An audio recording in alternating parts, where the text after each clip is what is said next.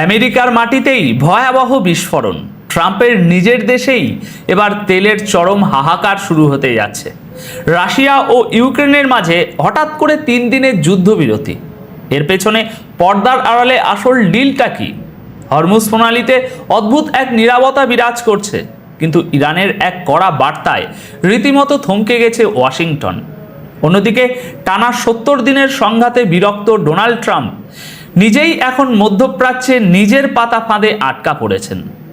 দর্শক, শুরুতেই আমরা আমেরিকার ভিতরের একটি খবরের দিকে নজর দেব, যা এই মুহূর্তে গোটা বিশ্বের এনার্জি মার্কেটে বড় ধরনের প্রভাব ফেলতে যাচ্ছে। গতকাল অর্থাৎ 8ই মে মধ্যরাতের পর আমেরিকার লুইসিয়ানা অঙ্গরাজ্যে একটা ভয়ঙ্কর বিস্ফোরণ ঘটে।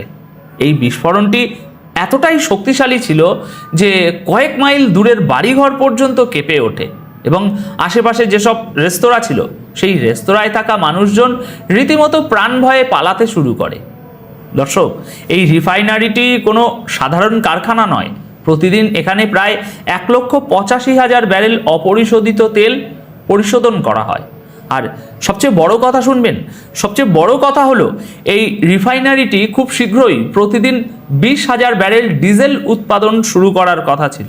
কিন্তু গতকাল 8ই মের এই ভয়াবহ বিস্ফোরণ সব পরিকল্পনা ধূলিসাৎ করে দিয়েছে। দেখুন, বিশ্বজুড়ে এমনিতেই এখন চরম এনার্জি ক্রাইসিস চলছে। এর মধ্যে আমেরিকার মতো দেশে যারা কিনা সারা বিশ্বে তেলের কন্ট্রোল নিয়ে ছড়ি ঘোরাতে চায়, তাদের নিজেদের ঘরেই এমন উৎপাদন বন্ধ হয়ে যাওয়ার মানে হলো সরাসরি সাপ্লাই চেনে ধাক্কা লাগা। বিশেষজ্ঞরা পরিষ্কার বলছেন, এই ঘটনার জেরে আমেরিকার সাউথ এবং মিড সাউথ এলাকাগুলোতে পেট্রোল, ডিজেল এবং জেট ফুয়েলের দাম ব্যাপকভাবে বাড়তে চলেছে। আসল ব্যাপারটা হলো, ডোনাল্ড ট্রাম্পের জন্য এটি একটি বিশাল বড় মাথা ব্যথা হয়ে দাঁড়িয়েছে। কারণ একদিকে ইরানের সাথে চলমান উত্তেজনার কারণে গ্লোবাল তেলের সাপ্লাই এমনিতেই হুমকির মুখে, তার উপর নিজের দেশের ভিতরে এরকম ক্রাইসিস ট্রাম্প প্রশাসনকে সত্যি বলতে ভিতর থেকেই দুর্বল করে দিচ্ছে।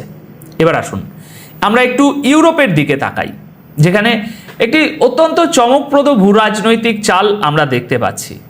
আমেরিকা ও ডোনাল্ড ট্রাম্পের মধ্যস্থতায় রাশিয়া এবং ইউক্রেনের মধ্যে একটি সংক্ষিপ্ত মাত্র 3 দিনের যুদ্ধবিরতি ঘোষণা করা হয়েছে। আজ 9ই মে থেকে শুরু করে 11ই মে পর্যন্ত এই যুদ্ধবিরতি কার্যকর থাকবে।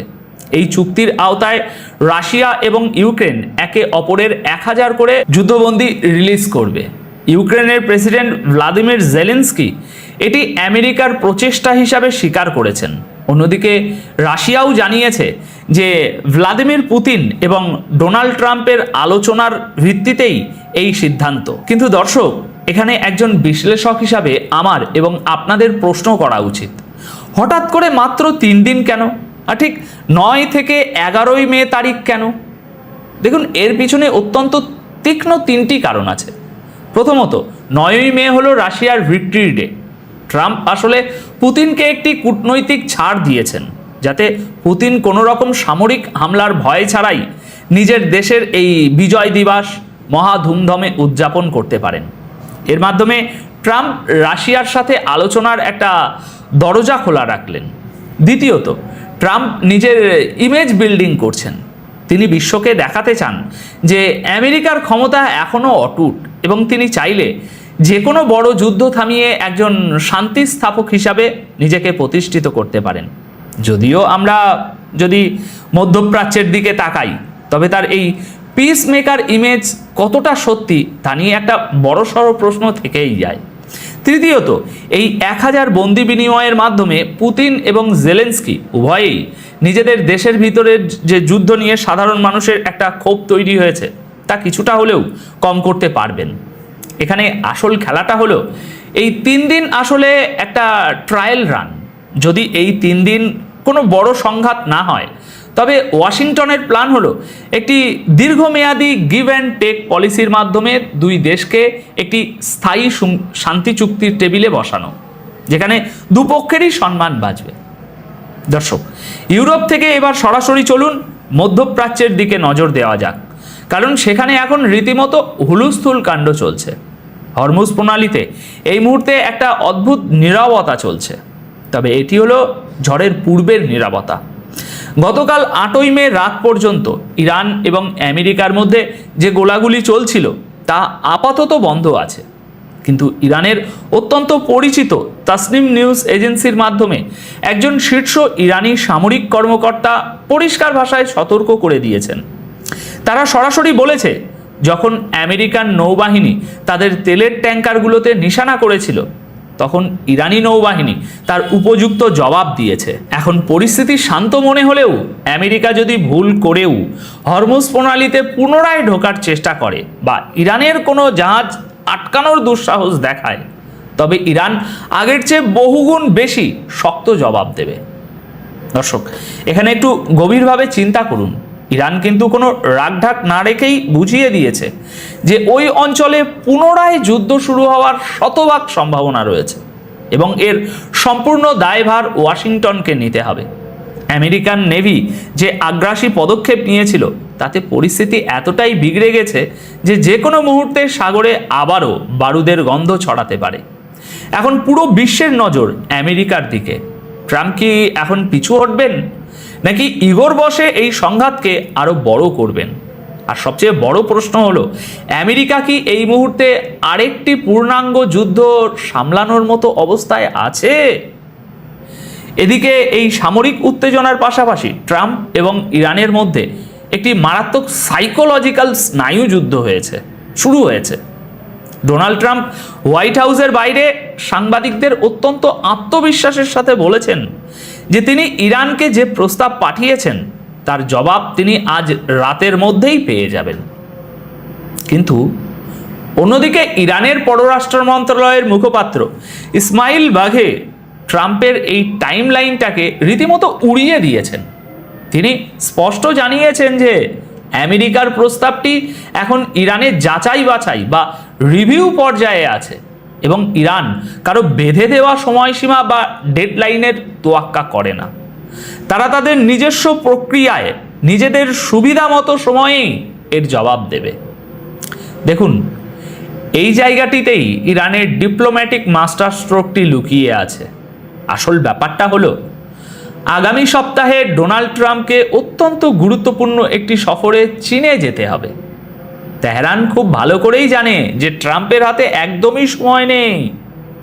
ইরান এখন যত বেশি দেরি করবে, ট্রাম্পের উপর মানসিক ও রাজনৈতিক চাপ তত বেশি বাড়তে থাকবে এবং ট্রাম্পের দর কষাকষির ক্ষমতা ততটাই দুর্বল হবে।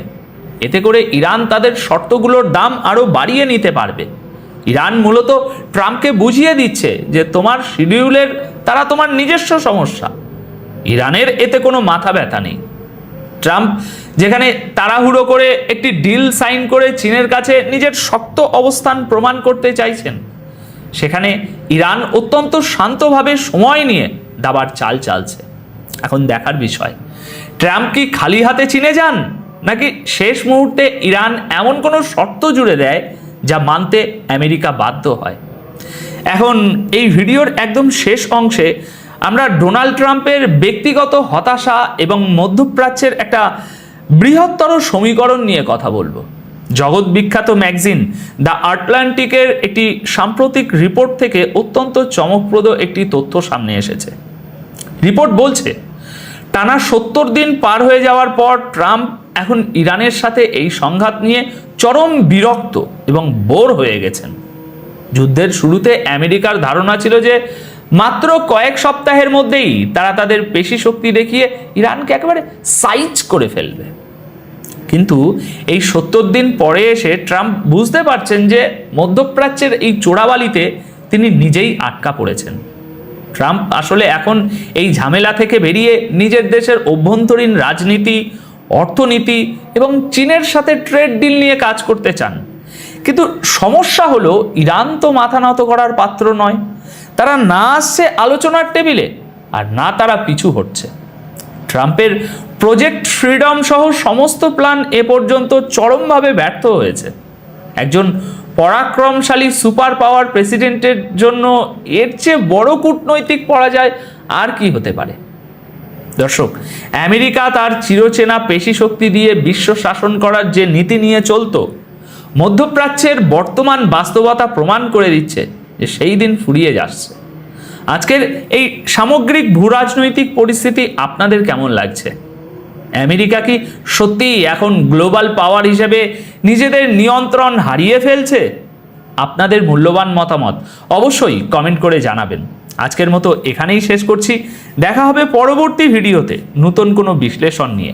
সবাই খুব ভালো থাকবেন, সুস্থ থাকবেন। ধন্যবাদ আপনাদের সকলকে।